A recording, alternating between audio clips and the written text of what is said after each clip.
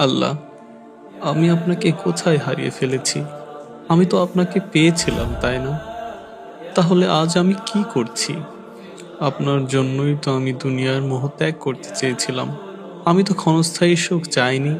তবু আজ কেন আমার হৃদয় আপনাকে অনুভব করে না? আল্লাহ, আমি তো দুনিয়ার লোভ করিনি। আমি শুধু আপনাকেই চেয়েছি। প্রতিটি সম্পর্কে, প্রতিটি ভালোবাসার প্রাপ্তির বদলে আমি শুধু আপনাকেই চেয়েছি। আমার প্রতিটি নেক কাজ ছিল আপনাকে পাওয়ার জন্য। তাহলে সেগুলো কোথায় গেল আল্লাহ? আমার জীবনের সেই সুন্দর সময়টা কোথায় হারিয়ে গেল? যখন আমার হৃদয় আপনাকে অনুভব করত, যখন ঘুম ভেঙে শুধু আপনার জন্য নামাজে দাঁড়াতাম।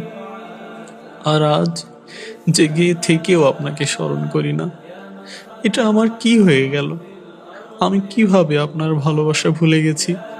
আমি কিভাবে এত দূরে সরে গেছি?